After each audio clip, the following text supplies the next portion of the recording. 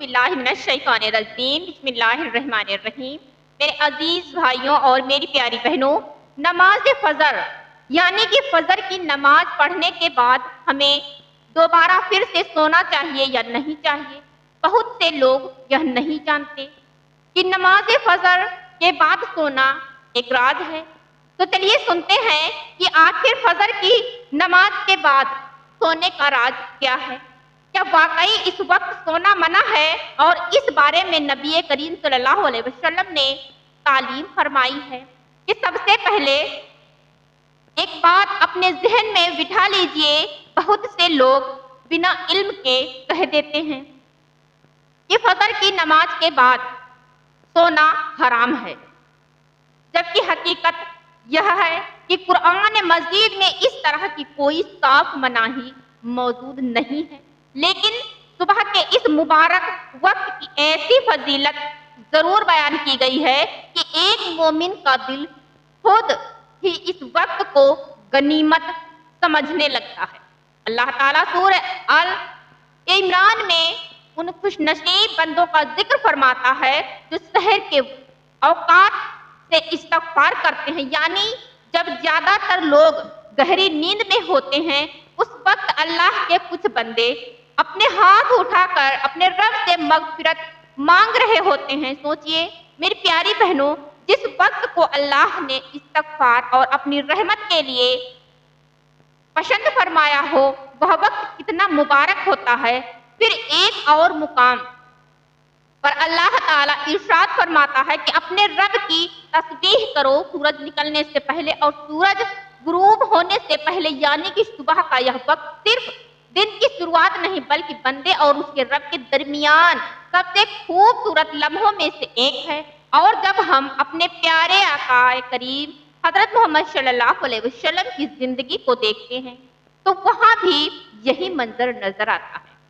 حضرت جابر بن شمورہ رضی اللہ تعالی عنہ فرماتے ہیں کہ رسول اللہ صلی اللہ علیہ وسلم فجر کی نماز ادا کرنے کے بعد اپنی جگہ سے فوراً اٹھتے نہیں تھے، بلکہ سورج طلوع ہونے تک اللہ کے ذکر میں مشغول رہتے تھے۔ ذرا غور کیجئے میری پیاری بہنوں، اگر فجر کی بعد کا وقت صرف سونے کے لیے ہوتا تو کیا ہمارے آقا کریم صلی اللہ علیہ وسلم اپنی زندگی کا یہ مبارک حصہ اللہ کے ذکر میں گزارتے؟ اور ذرا اس حدیث مبارک پر بھی غور فرمائیے تو فجر کے بعد جاگنے کی سب سے بڑی دلیلوں میں سے ایک ہے۔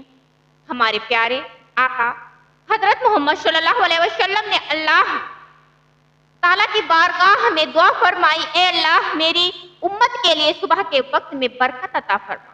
ذرا تدبر کیجئے میری پیاری بہنوں اور میرے عزیز بھائیوں، جب خود رسول اللہ صلی اللہ علیہ وسلم اپنی امت کے لیے صبح کے اوقات میں برکت کی دعا فرما رہے ہیں تو کیا ایک مومن کو یہ مبارک وقت سو کر گزار دینا چاہیے؟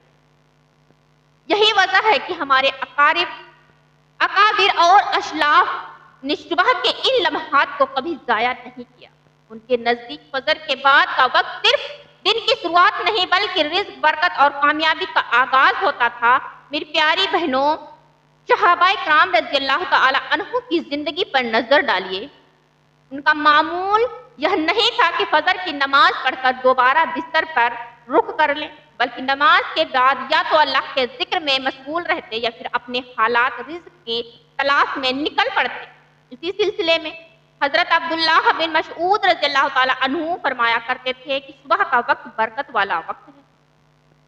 اس وقت تجارت یا کسی حلال کام کا آغاز کرنا اللہ تعالیٰ کی طرف سے خیر اور برکت کا سبب بنتا ہے۔ یہی وجہ تھی کہ سلف صالحین بھی فجر کے بعد نیند کو پسند نہیں کرتے تھے۔ وہ جانتے تھے کہ جو شخص اس مبارک وقت کو غنیمت جان لیتا ہے، اللہ تعالیٰ اس کے دل میں ایسی برکت عطا فرماتا ہے جسے صرف دولت سے نہیں تولا جا سکتا۔ میری پیاری بہنوں، اب یہاں سب سے بڑا سوال پیدا ہوتا ہے کہ اگر صبح کا وقت اتنا مبارک ہے، اگر اسی وقت کے لیے رسول اللہ صلی اللہ علیہ وسلم نے اپنی امت کے لیے برکت کی دعا فرمائی تو پھر فجر کی نماز پڑھتے ہی دوبارہ سو جانے کو کیوں ناپسند کیا؟ ذرا غور کیجئے، اگر کوئی انسان آپ کو سب سے قیمتی حصہ صبح کا पहला घंटा है और उसी एक घंटे पर आपके दिन की बरकत, आपकी ताजगी और आपकी मेहनत का असर निर्भर करता है। तो क्या आप उसे सोकर बर्बाद करना चाहते हैं? यही वजह है कि हमारे अकाबिर सुबह के इस वक्त को गनीमत समझते थे। सबसे पहली बात बरकत। हमारे प्यारे नबी सल्लल्लाहु अलैहि वसल्लम ने दुआ फरमाई, ए अल्लाह मेरी उम्मत के लिए सुबह के वक्त में बरकत अता फरमा। अब जरा सोचिए, जिस वक्त के लिए खुद नबी पाक सल्लल्लाहु अलैहि वसल्लम दुआ कर रहे हों, अगर इंसान वही वक्त रोज नींद में गुजार दे तो वह किस चीज से महरूम हो रहा होगा। दूसरी बात, सुबह के बाद दोबारा सोने की आदत अक्सर इंसान के अंदर सुस्ती पैदा कर देती है। दिन की शुरुआत जिस चुस्ती से होनी चाहिए उसकी जगह आलस आ जाता है। और तीसरी बात, बहुत से बुजुर्ग और अहले इल्म फरमाते हैं कि सुबह का वक्त हलाल रिज्क की तलाश का सबसे मुबारक वक्त है। इसलिए जो लोग इस वक्त काम शुरू करते हैं अक्सर उनकी जिंदगी में बरकत ज्यादा दिखाई देती है। लेकिन यहाँ एक बात समझना बहुत जरूरी है, इसका मतलब यह नहीं कि फजर के बाद सोना हर हाल में हराम या गुनाह। अगर कोई शख्स पूरी रात इबादत में रहा हो, सफर से लौटा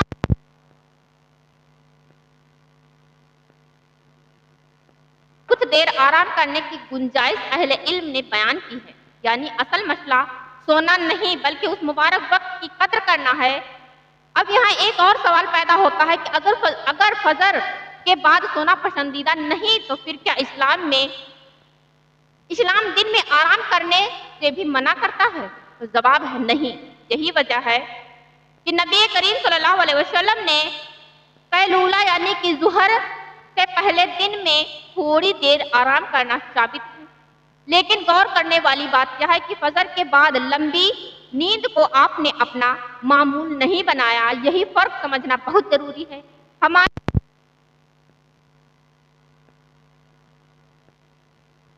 अल्लामा इब्नुल कय्यूम रहमतुल्लाहि अलैहि फरमाते हैं कि फजर के बाद सोना इंसान को उस बरकत से महरूम कर सकता है जो अल्लाह ताला ने सुबह के औकात में रखी है। फिर धीरे धीरे यही आदत सुस्ती को जन्म देती है और वही सुस्ती पूरे दिन की कारकर्दगी पर अपना असर छोड़ देती है। जरा अपने आसपास नजर दौड़ाइए, जहाँ कितने लोग हैं जो आधी आधी रात तक जागते हैं, फिर फजर के बाद सोते हैं और जब उठते हैं तो शिकायत यही होती है कि दिल भी भारी है, जिस्म भी थका हुआ है और किसी काम में दिल नहीं लग रहा। क्या यह सिर्फ इत्तेफाक है या फिर अपनी जिंदगी का वह यानी हमने अपनी जिंदगी का वह मुबारक वक्त ही बदल दिया है जिसमें अल्लाह ताला ने खैर और बरकत रखी थी? मेरी प्यारी बहनों, मेरे अजीज भाइयों, अगर हम सिर्फ एक सुन्नत को अपनी जिंदगी में वापस ले जाएं, फजर के बाद कुछ देर जागने की सुन्नत, तो यकीन मानिए हमारी सुबह भी बदल सकती है और धीरे धीरे हमारी जिंदगी का अंदाज भी बदल सकता है। फजर के बाद कुछ देर अल्लाह का जिक्र, कुरान की तिलावत, दुआ, इल्म हासिल करना या फिर अपने हलाल रिज़्क़ की तैयारी, यही वह अमल है जिसने सदियों तक मुसलमानों को दुनिया की यादत अता की। इसलिए मेरी प्यारी बहनों, बात सिर्फ सोने या जागने की नहीं है, बात उस मुबारक वक्त की कदर करने की है जिसके लिए खुद रसूल अल्लाह सल्लल्लाहु अलैहि वसल्लम ने अपनी उम्मत के हक में बरकत की दुआ की।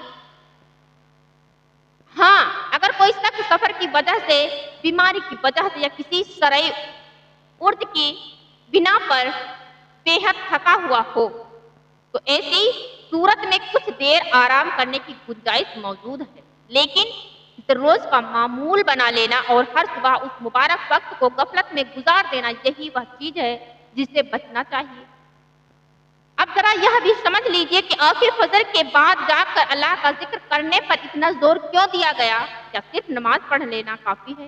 क्या इसके बाद का वक्त भी उतना ही कीमती है? गौर कीजिए, फजर के वक्त दिन का आम वक्त नहीं है। यह वह मुबारक लम्हा है जब अल्लाह ताला की खास रहमतें अंदाज में नाजिल होती हैं। यही वजह है कि कुरान मजीद में भी सुबह और शाम के औकात में अपने रब का जिक्र करने की ताकीद फरमाई गई है। सोचिए, अगर कोई इंसान अपने दिन की शुरुआत भी अल्लाह के जिक्र से करे तो उसके दिल की कैफियत कैसी होगी, उसका दिन किस तरह गुजरेगा। यही वजह है कि अहले इल्म फरमाते हैं जो सुबह अपने रब को याद करता है, अल्लाह ताला उसके दिन में ऐसी खैर और बरकत अता फरमाता है जिसका अंदाजा وہ خود بھی نہیں لگا سکتا۔ اور یہ صرف ایک بات نہیں، رسول اکرم صلی اللہ علیہ وسلم نے فرمایا کہ رات اور دن کے فرشتے فجر اور عصر کے وقت جمع ہوتے ہیں، اور ذرا تدبر کیجئے کہ جب فرشتوں کا یہ مبارک اجتماع ہو رہا ہو، اس وقت اگر بندہ اللہ کے ذکر میں مشغول ہو تو یہ کتنی بڑی سعادت ہے۔ میری پیاری بہنوں، میرے عزیز بھائیوں، جب آپ کی آنکھ کھلے تو سب سے پہلے اپنے رب کا شکر ادا کیجئے، یہ دعا پڑھیے جو ہمارے پیارے آقا صلی اللہ علیہ وسلم نے ہمیں سکھائی۔ الحمدللہ الذی احیانا بعد ما اماتنا والیہ النشور، یعنی تمام تعریفیں اللہ تعالیٰ کے لیے جس نے ہمیں موت جیسی نیند کے بعد دوبارہ زندگی عطا فرمائی، اور آخر اسی کی طرف لوٹ کر جانا ہے۔ اس کے بعد فجر کی نماز ادا کیجئے۔ لیکن اگر آپ سمجھتے ہیں کہ یہ عمل یہی مکمل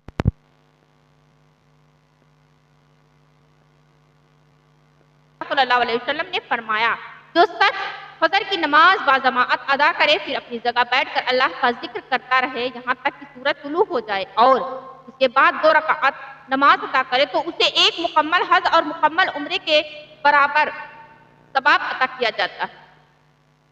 ذرا سوچئے، کچھ ہی دیر اللہ کے ذکر میں بیٹھنا اور بدلے میں اتنی عظیم بشارت، اور اب فیصلہ آپ کے ہاتھ میں ہے، فجر کے بعد دوبارہ بستر کی طرف لوٹنا ہے یا اس وقت کو اپنی آخرت اور اپنی زندگی کی سب سے بڑی برکت بنا لینا۔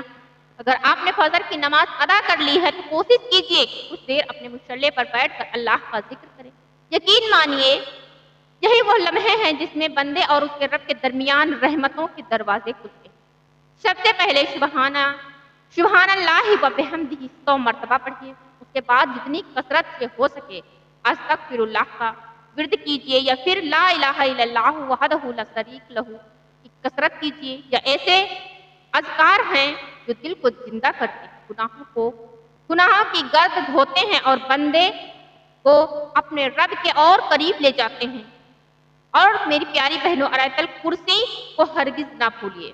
ہمارے پیارے آقا صلی اللہ علیہ وسلم نے فرمایا کہ جو شخص ہر فجر نماز کے بعد آیت الکرسی پڑھے، اس کے اور جنت کے درمیان صرف موت کا فاصلہ رہ جاتا ہے۔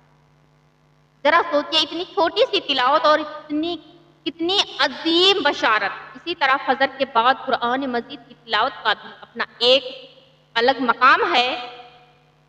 اللہ تعالیٰ خود ارشاد فرماتا ہے کہ فجر کے وقت قرآن کی تلاوت کیا کرو، کیونکہ فجر کی تلاوت پر فرشتے حاضر ہوتے ہیں، یعنی وہ صرف تلاوت نہیں بلکہ ایسا مبارک وقت ہے جس میں آسمان کے فرشتے بھی گواہ بنتے ہیں۔ اور اب فیصلہ ہمارے ہاتھ میں ہے، فجر کے بعد دوبارہ نیند کی آغوش میں چلے جائیں یا کچھ لمحے اپنے رب کے ذکر میں گزار کر اپنی دنیا اور آخرت دونوں کو سنوار لیں۔ اللہ تعالیٰ ہم سب کو 5 وقت کی نماز کی پابندی نصیب فرمائے، فجر کی نماز کی قدر کرنے کی توفیق عطا فرمائے، اور ہمیں ان خوش نصیب بندوں میں شامل فرمائے جن کی صبح اللہ کے ذکر سے شروع ہوتی ہے۔ آمین یا رب العالمین۔